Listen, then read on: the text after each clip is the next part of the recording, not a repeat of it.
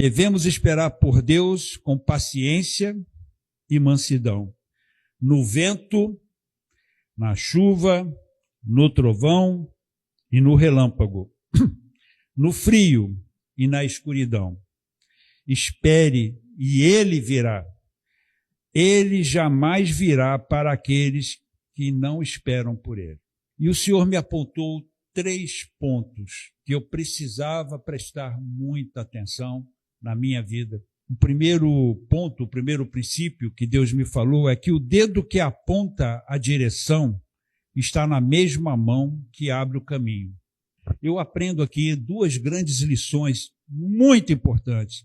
A primeira delas é que podemos ser compelidos por Deus para uma direção ou propósito. E algumas dessas impressões são elementares e podemos discernir no momento. Mas existem outras que nós não podemos fazer isso.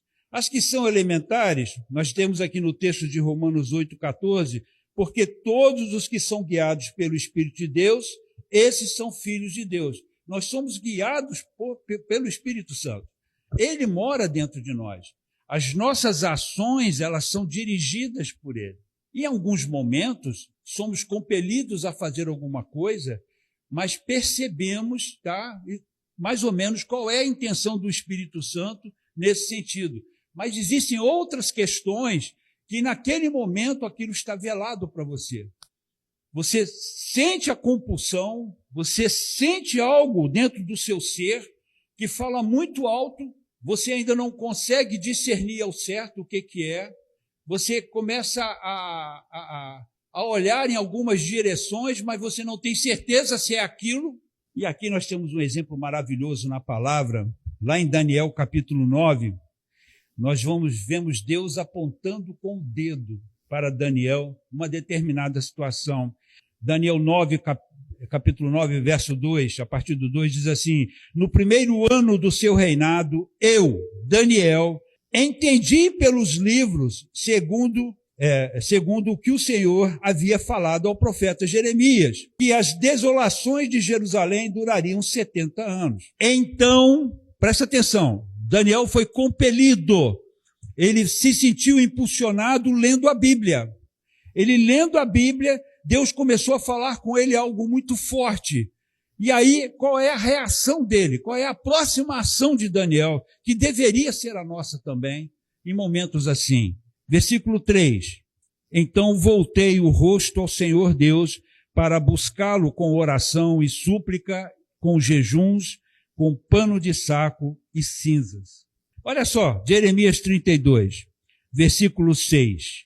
Então Jeremias declarou, a palavra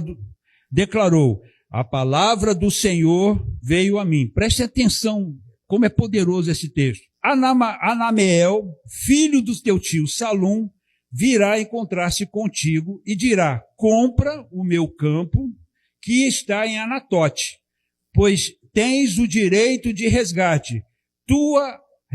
É tua responsabilidade de comprá-lo. Então, conforme a palavra do Senhor, meu primo Anameel veio encontrar-se comigo no pátio da guarda e me disse: compra o meu campo que está em Anatote, na terra de Benjamim, porque o direito de herança de resgate é teu. Compra-o para ti. Então, entendi que essa era a palavra do Senhor. O mesmo dedo que aponta está na mesma mão que abre o caminho. Se a gente prestasse atenção nisso, irmãos. Regrinha básica, queridos, que de algum tempo para cá eu tenho colocado na minha vida. Provérbios 10, 22. A bênção do Senhor enriquece sem trazer dor alguma. Quando é Deus, se você cumpre o caminho, se você segue no caminho que Deus aponta para você, tudo vai dar certo. Tem o segundo aspecto que Deus me mostrou: nem tudo que reluz é ouro. Ditado popular, né? Sabe por que esse ditado existe? Porque somos facilmente enganados pelas aparências. As aparências, elas enganam, nós não podemos confiar no nosso coração, não podemos confiar no nosso discernimento, nós temos que pedir a Deus, Senhor, é isso mesmo que eu tenho que fazer? É essa direção que eu tenho que ir? É para lá mesmo? É o Senhor que está me mandando ir para lá? E isso está onde, queridos? No texto que nós lemos, Mateus, a partir do verso 24, diz assim, enquanto isso, o barco estava bem longe da terra, e era sacudido pelas ondas, pois o vento era contrário. Já alta madrugada, Jesus foi até eles, andando sobre o mar. Mas ao vê-lo andando sobre o mar, os discípulos assustaram-se e disseram, é um fantasma, e gritaram de medo. Jesus, porém, falou-lhes imediatamente, tende coragem, sou eu. Não temam, não temais. Aqui eu aprendo mais duas lições. A primeira é que não há nenhuma situação da nossa vida que passe desapercebida de Jesus. Tanto em Mateus 14, 25, como em Marcos 6, 48, afirmam que Jesus foi ao encontro deles para socorrê-los. Preste atenção nisso. Jesus está vendo a nossa luta, também está vendo que estamos cansados e Ele caminha para o nosso socorro. Nada passa desapercebido dos olhos de Jesus, mesmo que possa parecer o contrário. A segunda lição que eu aprendo aqui, nesse tópico, tá, é que mais ao vê-lo andando sobre o mar, os discípulos assustaram-se e disseram, é um fantasma, e gritaram de medo.